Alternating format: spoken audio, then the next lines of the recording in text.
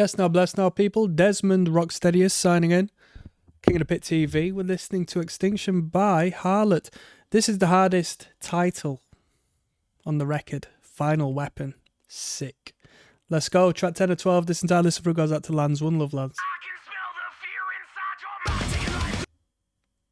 Ooh, kicking off like a new metal number there.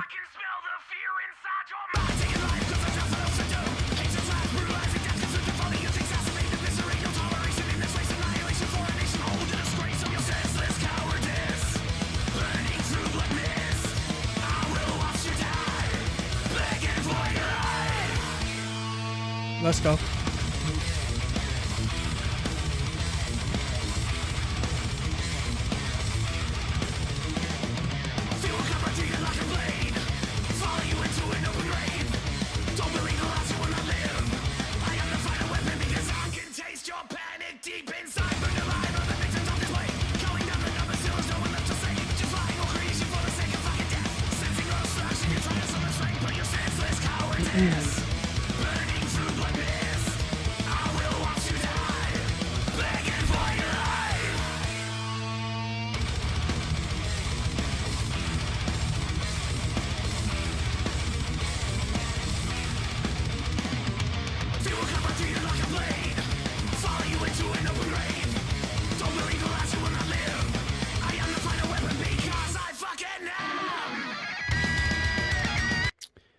In between the last song and this one, I came across a brief clip.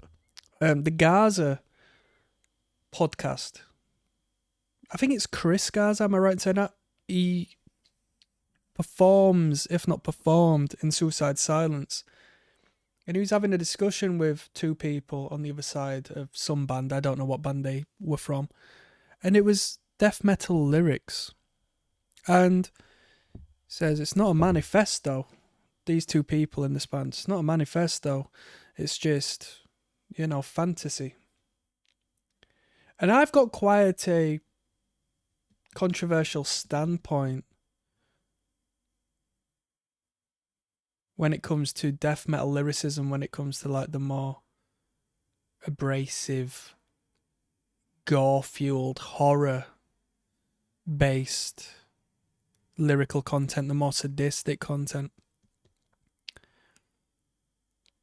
I understand that people who write these lyrics are, you know, going around killing people. Or at least most of them are. But I don't know. In order to compose these lyrics, you need to go out of your way to think about these things. And it still is an expression of your interests and who you are.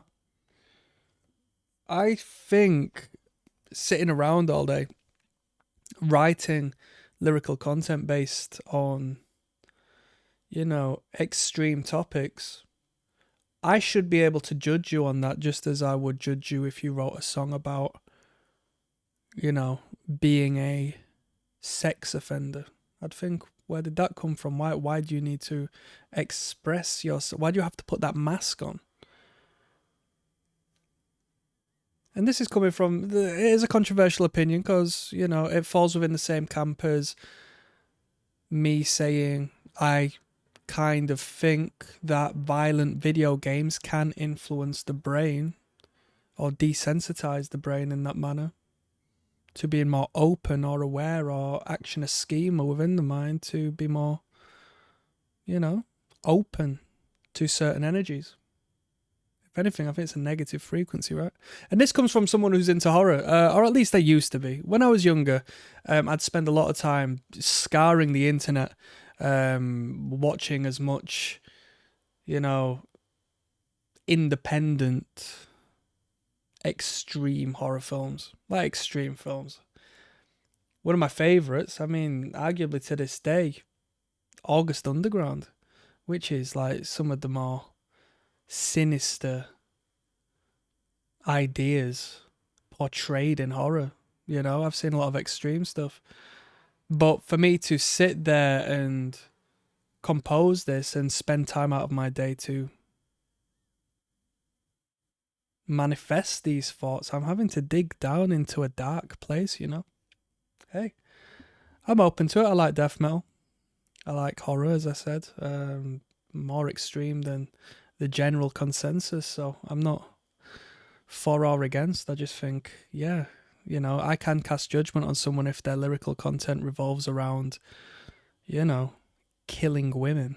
I might think, all right, interesting. That's your expression of art. I am the final weapon because I fucking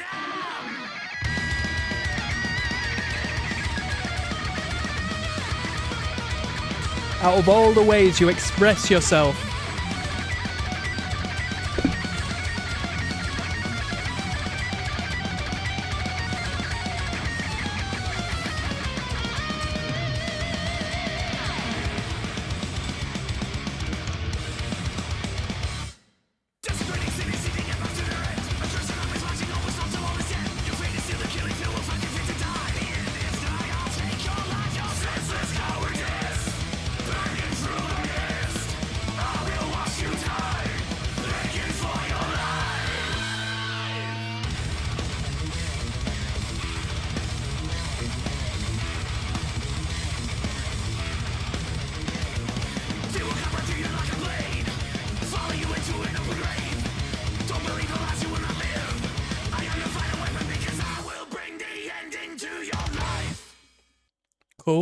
cool.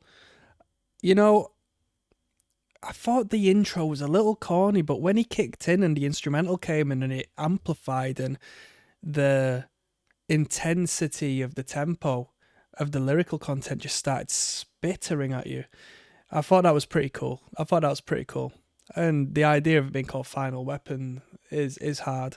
We had a UK hardcore band over here called Special Move, which has the same sort of energy. I just think it's hard. Quality. Special Move. Final Weapon.